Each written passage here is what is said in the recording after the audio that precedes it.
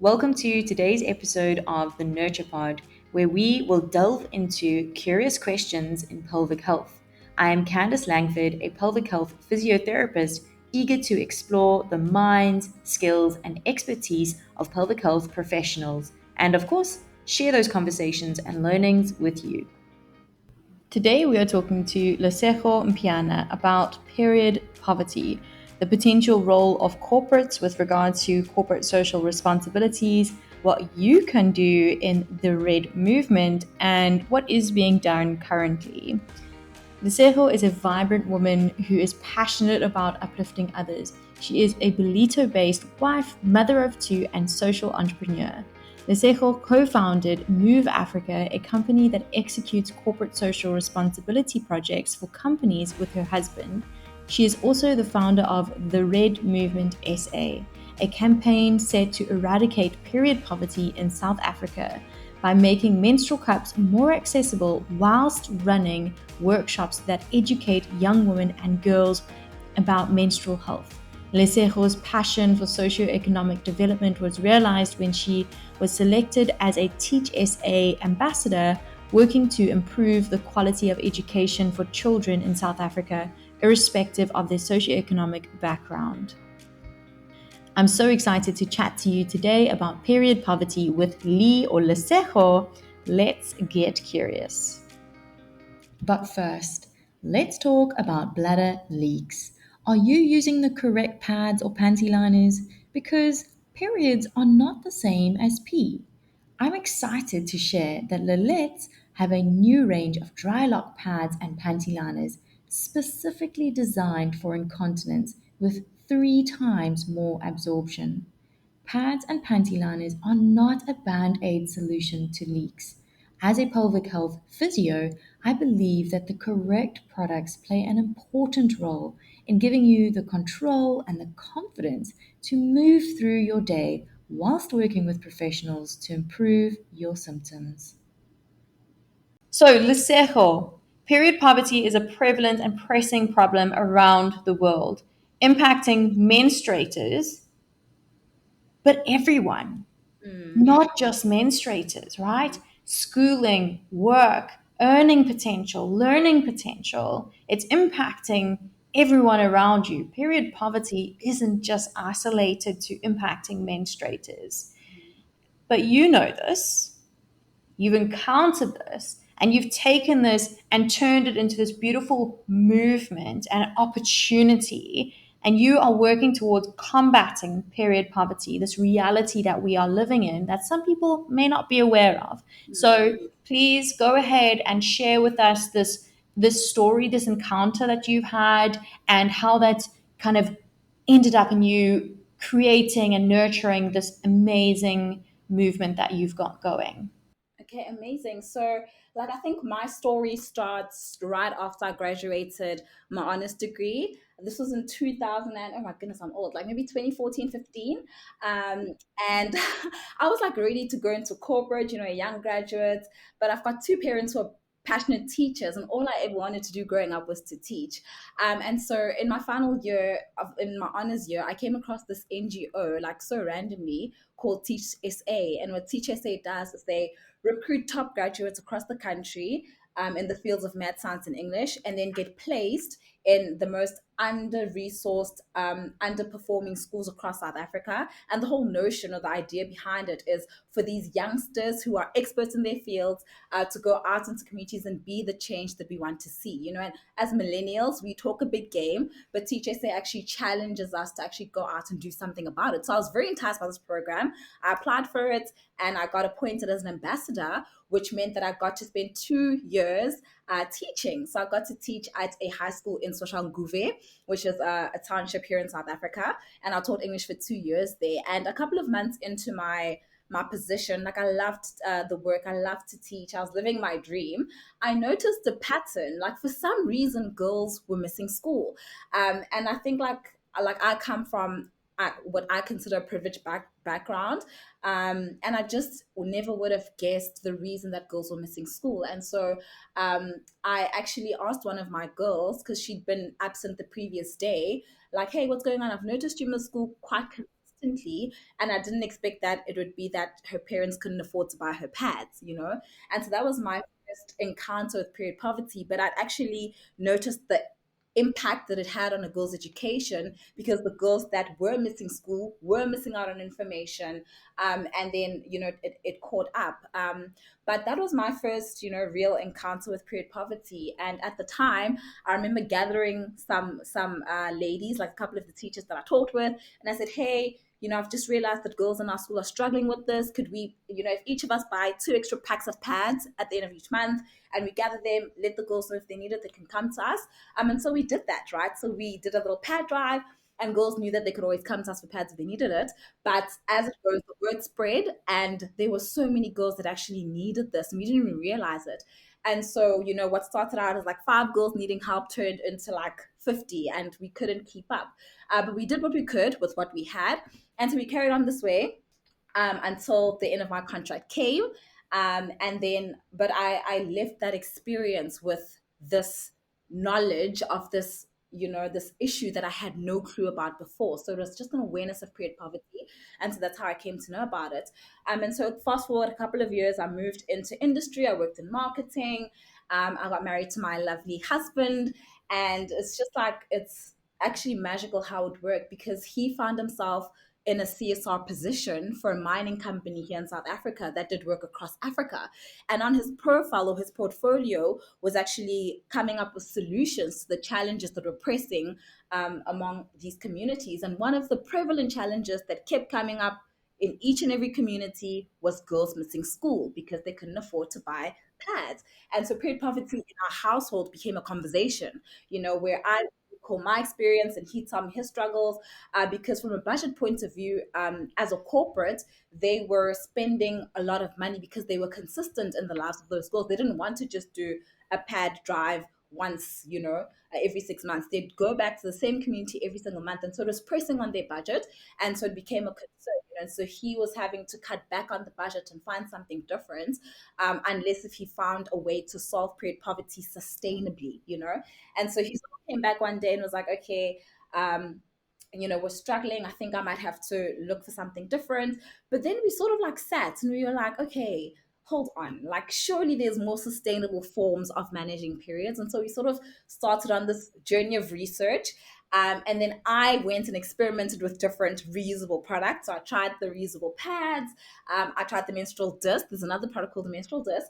And with the menstrual cup, like, I got to try it and I fell in love with the cup. Like, for me, it was like so comfortable, the economic side of it. Like, I've been, saving money, not having to buy pads. So like I loved it. And I learned on YouTube how to use the menstrual cup. And I remember saying to him, babe, I think at the least let's pitch it to them, just show them the product. And from a budget point of view for corporates who are doing work in period poverty, the cup, like for 10 years, you spend like 10% of what you'd spend on pads, but the impact is long lasting. And so the whole idea was, okay, I'm a full grown woman and I was a little intimidated by the cup. So if we drop this off in communities, the girls are not going to use it, like it'll just sit. And so we decided, okay, maybe it'll be a good idea to pair the product with an element of education. And so he went and pitched it to his company, and they're like, okay, let's try this thing out. Let's try it out. And so they got the cups in, and then I was like, okay, I'll volunteer and I'll go with you to teach the girls. And so we did When that. was And it? When was your first kind of launch or this oh this my goodness, this must have been 2018. okay. No, like Beautiful. late 2018, early 2019. And I remember Okay. just like going with him to a school, and it was like this lady, and literally my whole focus was, hey girls, I've got this weird thing. I've been using it for 2 months, but it's the best thing ever. Let me tell you how it works. And it was straight like about, this is how you sterilize it. You boil it 5 minutes. It was all about the cup, right? But what started happening is the girls would ask us questions that for me, I was like, oh my goodness, there's so many gaps in knowledge, like so many missing pieces. Like, girls would ask us, how am I going to pee if I've got the cup inserted? So we realized like there's so much more to talk about. And also just seeing, Candace, like in many of our cultures, and I don't know, like I think it's different in each culture, but in a lot of African cultures, menstruation is a taboo. We don't talk about it. So when we do go to schools, when we start the conversation, girls are very like oh my goodness, are we really going to talk about this? You know, it's that awkward moment. So I just want to be like, yes, girls, yes, we're talking about it.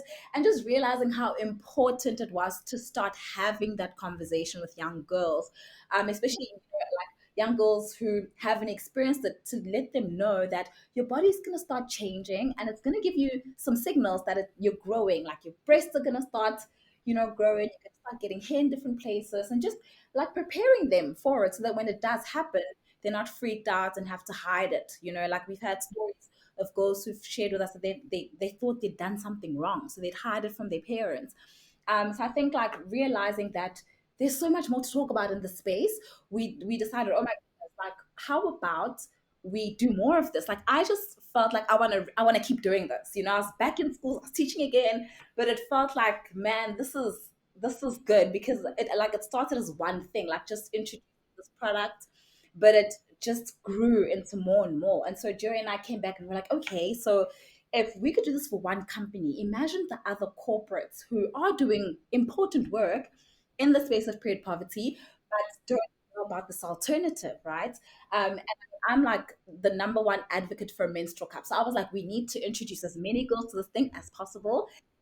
That's how Move Africa was born. We were like, okay, well, let's start. So his company actually employed our services. They're like, okay, we like this first one that we did. Let's keep going. And so we opened up Move Africa, and then we started approaching other corporates who'd been doing pad drives, who came on board and said, okay, we'll try it out.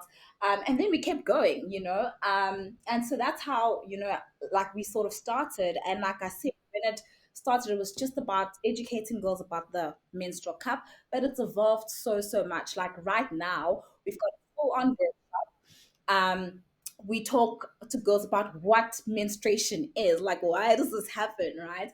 We talk to girls about when they can expect their period if they haven't yet gotten their period. We talk girls through their menstrual cycles. And something that I'm recently so passionate about is, you know, teaching girls how to track their ovulation. It's something that I've been like studying up on and trying to find simple ways to make to like help girls to track their cycle so they know to stay away from sexual intercourse if they want to prevent an unwanted pregnancy during a certain time. And like all the girls we've spoken to, particularly in the high school phase, that's the first time they've ever heard of ovulation or even knowing that, you know, like they could do something or, you know, just be tracking it. So we talk about ovulation, the menstrual cycle. Then we talk about the products that we have available because it's not just about promoting and punting the cup. It's about educating young ladies comprehensively about the options that are available to them. So we go through the pad, you know, that's the conventional method of managing periods. We talk to girls about reusable pads, which are now an option. We talk to girls about tampons, you know, like for particularly girls who are more athletic and have to train and that. And then we introduce them to the cup, you know. So it's literally like these are the options that we're all aware of, but this is a new thing that we want to introduce you guys to. And that's exactly like that's the approach that we take, you know, as I'm a big sister, I found the coolest thing, I want to introduce it to you, but I'm gonna teach you about it. I'm gonna equip you with the information that you need so that when you are ready, you can try it. And so that's how it's evolved. Yeah, and then we'll also touch on other, you know, reproductive health matters like contraceptives, because I just think there's so much like that girls, if they just have access to that information, it could literally change their lives. You know, and so that's the work that we do, and we've been really blessed to, in a short space of time, been able to work with some big corporates, you know, and helping them execute their CSR activities. So that's really like the birth of Move Africa and sort of where I come in with period poverty. But since, you know, like starting, I realized like period poverty, it's like a mountain and we just see the little, you The know, tip of the iceberg. Yeah. when you unpack, you know, there's so much more. It's not just about access, like girls lacking access to products. It's about the lack of access to infrastructure, you know, that allows us to use these products safely and hygienically. It's about the lack of access to education, right? Like something as, you know, like I spoke about ovulation, you know, being that could literally change the trajectory of someone's life if they know how to track their cycles and prevent unwanted pregnancy.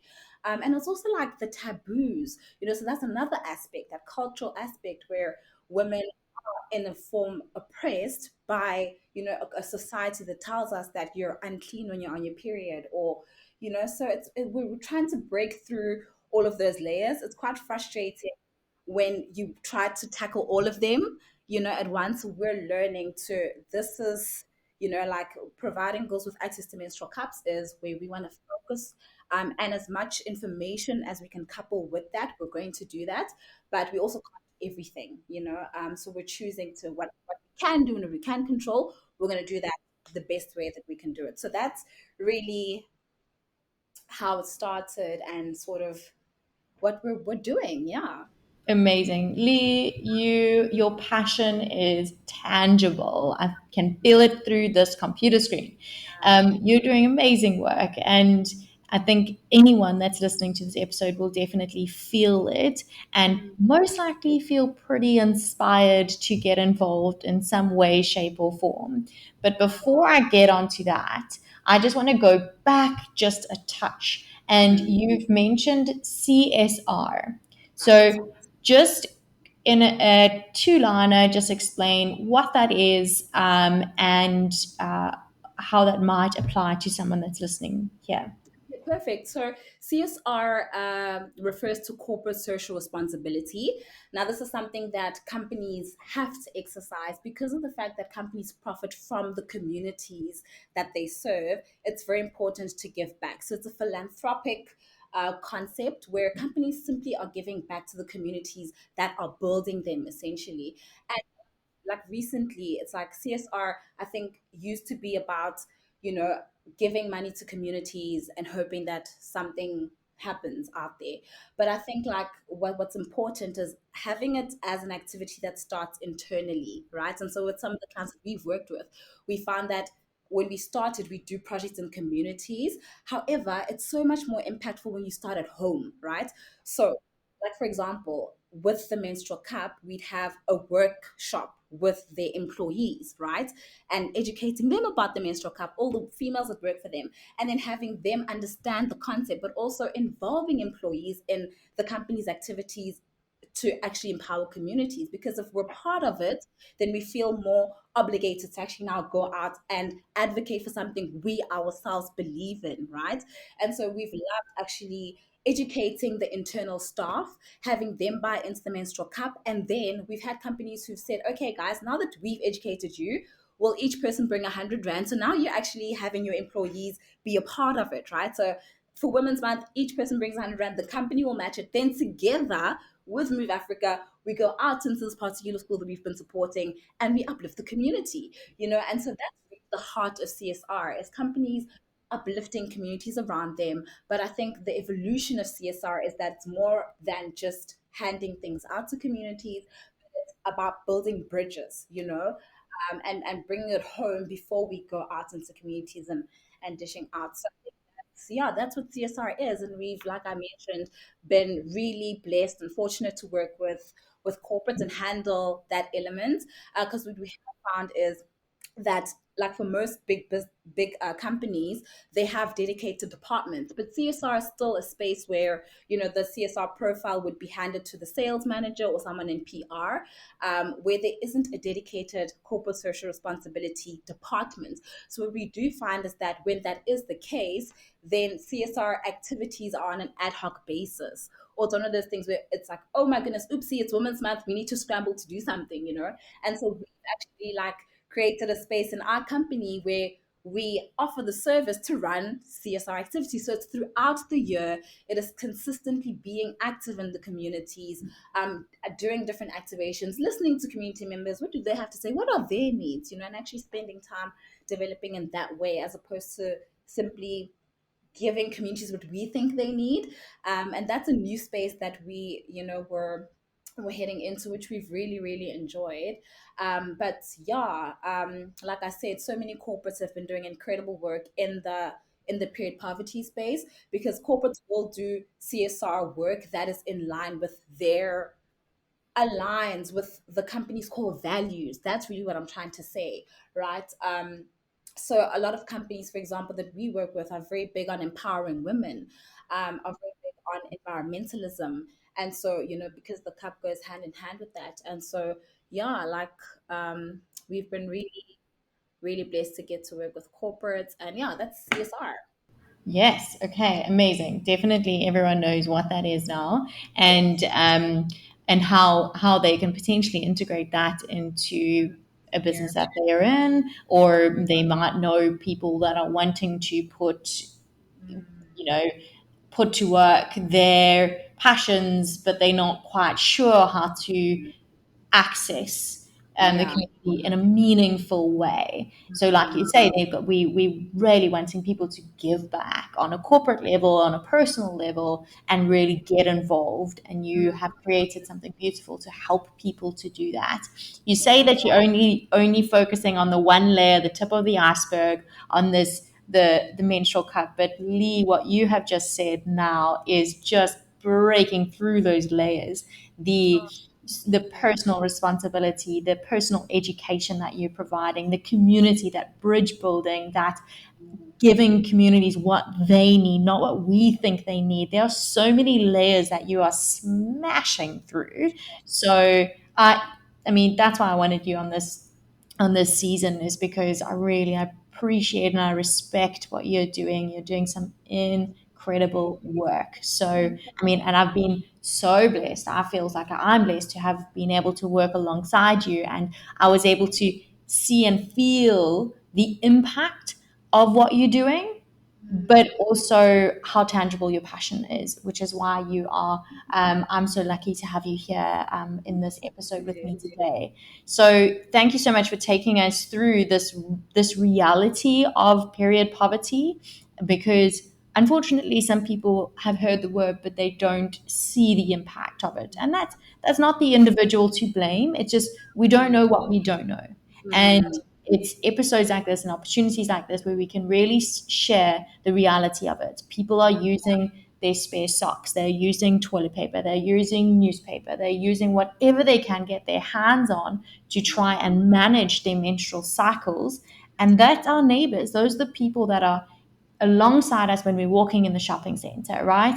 And sometimes that is just not sufficient. And that is then taking girls out of school, it's taking women out of earning roles, it's taking menstruators away from opportunities in their lives, their education, etc. And that is huge. That is huge. And what you're doing is having an amazing impact on that. So thank you so much for sharing um, your business, your passion, and how this is actually realistically feeding into communities in South Africa. But it doesn't end there, because period poverty doesn't end there. And you, Lee, are capable of so many amazing things, and it's really, really beautiful to see. And I know I'm just going to continue to just witness in awe you grow and your business grow, and your just these ripples kind of spread. Yeah. Because, like you said before we started this chat, it's starting to grow in a sense where you're having to relinquish control a little bit and allow more and more and more growth in and around South Africa. And that is just the beginning, Lee. That is just the beginning. But you're doing some beautiful work, and I appreciate it. And I'm sure people are listening to this would appreciate it too. Is there anything else that you want to share about the red movement, about menstrual cups, about Yes, yes, I'd love to share on the Red Movement. And this is how we actually met. So the Red Movement, we'd been doing work with companies, and so on social media started gaining, some traction. And we had a lot of women who are users of the cup. They would DM us like, "Oh my gosh, this product changed my life. I love what you guys are doing. How do I get involved?" And so like a couple of women asked us this question, and we were sort of like, well, this is what we do. We work with big companies. We're not a direct to consumer kind of business, but we really wanted to create a platform and a space where the everyday person who wants to make a difference can join us in what we do, because we're already on the ground, we're doing the work. And like you said, people do want to do good, but it's just about the vehicle, like, and so we thought, okay, we could create a space where we make it easy for people to do good, and we'll do the work, and so we started this campaign called the Red Movement, and it's geared towards Women's Month. We launched our very first campaign last year, which is where we met. And I remember, Candace, before meeting you, like I was chatting to a friend about, oh my gosh, I've got this idea. I think I'm going to call it the Red Movement. And she was like, oh my goodness, do you follow Nurture Your Vagina? And I was like, what? No, I don't. And she was like, you need to follow this lady. She's amazing. And so I did, but I was so intimidated. So I was like, oh my goodness. But I can't even remember how it happened. I think I can't even remember how it happened, but I saw your video. I saw yes, one of your videos of your corporate social responsibilities, and I was blown away. yes. And I remember just messaging you saying, "How can I help?" Yes, because I think someone had tagged you. Yes, someone tagged you on one of our videos who probably knew you'd, love this kind of work, and that's how we met and collaborated. But it's also like for me, and I keep saying this, the Red Movement was really the moment in my personal life where I really understood the power of collaboration. Like having you're an expert in your field, and this is something pelvic health is a passion of yours, where I come from a space where I'm like, okay, I'm just a regular girl trying to get this out into communities, but having that backing and collaboration where, we're learning from each other and doing it together and having this like wider community of women who really just want to make a difference. That's what the Red Movement is, So it started off as women using the cup, inboxing us saying, we want to be a part of what you're doing. And us saying, okay, let's create a space where that's possible. So the Red Movement is really all about women coming together. It is about girls doing it for girls. It's about us being empowered, learning more about our bodies. Because Candace, like you said, period poverty actually isn't just limited to a particular social class. Like we said, it's about the education, it's about the taboos. Like so many of us experience that. And so it's about really all of us coming together, learning about pelvic health, learning about the menstrual cup, which I'm obviously super passionate about. But actually also saying, okay, guys, we're creating awareness of period poverty. I think that's the first goal of the Ray movement. And secondly, we're going to do something about it, right? And so it's about encouraging and inviting women to join us in on this call, but to amplify the voice of the Red Movement, to spread more awareness and get other people involved. And then together we raise pledges. And then in August Women's Month, we go across South Africa and we distribute all of the pledges that would have been raised in those couple of months leading up to August. And that's what the Red Movement is. It really is. And like I said, when we started, it was about distributing cups, but now it is a movement where I'm just like, let's free women from period stigma and shame and the taboos that surround it. Let's be educated. Let's be, free and confident and happy about our periods. Yeah, like it's been such a beautiful and wonderful journey that's evolved so much as well. Um, And this is why I'm saying that I'm just waiting for this to continue to grow and grow and grow, because you have adapted and grown based on mm, your community's needs. You've gone from in the school realizing, oh, there's a need here. yeah, CSR, there's a yeah, need here. yeah, Personal involvement, red movement, there's a need here. And it's yeah, just you've done a really, really great job of adapting, of growing, evolving based on what's needed and yeah, fitting into all the different needs and the nuances yes. of periods in general, whether it's stigma, education, Mm, body autonomy, whether it's body yeah. positivity, period positivity, and just really, oh, Yeah. And beautiful. I think like that's like with we're so not stuck in any ways because I think it's like that constant journey. We're always learning, right? So even this morning, like I shared with you earlier, we had a session with our KZN trainers, and the girls were saying, "Oh my goodness, it would be wonderful for us to host a session where we like give because obviously we'll have our sessions with the girls." But the next step for us is how do we involve parents, right? How do we now entrench the community in the work that we do? And so working around the limitations of earth, during school hours and this and this. So we're working now on a campaign to get parents involved, to educate moms, aunties, sisters. And so that's, like it's that just constantly being open, and I think like yeah, it's just the process of being open. And I've loved also just learning from our trainers, because they like a platform where they can say, this is how I think we can do it better. And so it's again that collaboration and people who are in the communities, who understand communities saying, I think that we need to take it a step further and talk to the gogos. So that's like an exciting, it's it's always, we're constantly adapting. But it's because we really wanna, we've got something so magical. Like, I love the cup, and I'm like, let's, whatever we can do to improve the experience and to get it in the hands of people, let's do that. Yeah. Yes, let's do it. Lee, yeah, you bringing a huge big smile to my face, and I love this chat with you, and I'm so grateful for the work that you have done and the work that you are yet to do. Like I said, you're not just impacting that one layer, you're smashing through all these different layers, and it's Oh, really thank lovely you, to see and feel and Candace. hear. Is there anything, Lee? Is there like a take home message that you would like to hand over or just kind of leave with anyone that's listening today? Geez, like I think that in the world that we're living in, the one thing, like, it can get so overwhelming with all of the different things going on. There's so much need to be filled. And so my main message is, we cannot do everything. It is impossible for you as one person to go out and do everything, because that's where the overwhelming happens, right? However, we must do something, right? So that's my whole philosophy. I'm like, even just in my own work, I keep in mind, I can't do it all. I can't do it all. However, I have been graced and blessed with, like, what's in my hands. I can do something with that. So no matter where you are, where you're sitting, you've got something in your hands, and the world needs it. And it's not supposed to serve everybody. You cannot do all the things, but the little that you do have, go out and, like, help the next person, even if it's just one person that you're impacting, even if it's literally taking a small step, like going to your employer and saying, hey, there's this thing called a menstrual cup and it can help a girl. If that's all that you can do to, spread awareness of the issue of period poverty, then do that, and you have done something, and so that's really the takeaway. And yeah, like, I'd love to, if people do want to get in touch with us, definitely visit our website, Move Africa, www.moveafricaco.com. Follow us on Instagram to see the work that we do. And yeah, like, if you are a corporate looking to collaborate with us in the space, please do get in touch. Like, we are all about collaboration. Yeah, thank you so much, Candace, for this opportunity.